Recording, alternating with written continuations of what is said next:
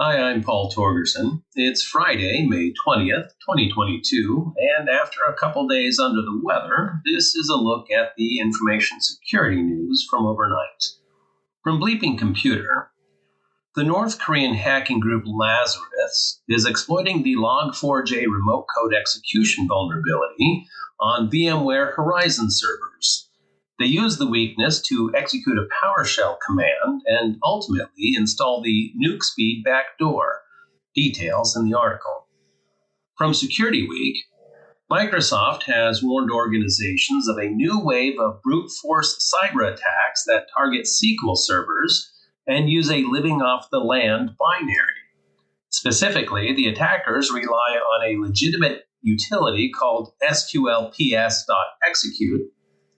to achieve fileless persistence on SQL servers that use weak or default passwords.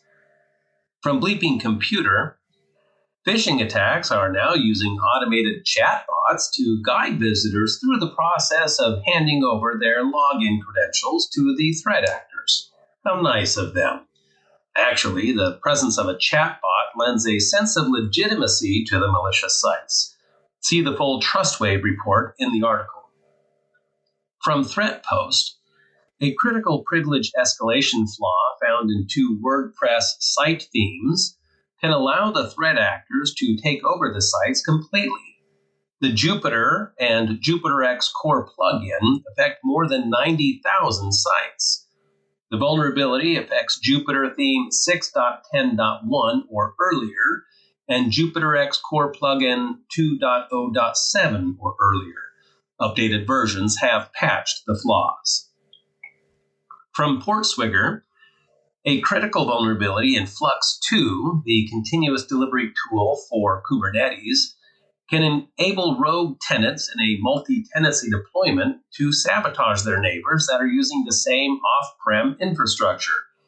The remote code execution flaw arises through improper validation of kuberconfig files, which, quote, can define commands to be executed to generate on-demand authentication tokens, unquote. In a single-tenant deployment, this flaw is only a 6.8 severity.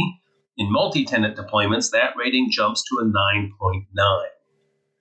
And last this week from ZDNet, newly registered domains that just appeared in April mimic a legitimate Microsoft Windows 11 OS download portal. Unfortunately, what you actually get is a nasty little information stealer called Vidor, linked to the full Zscaler report in the article. That's all for me this week. Remember to like and subscribe, and as always, until next time, be safe out there.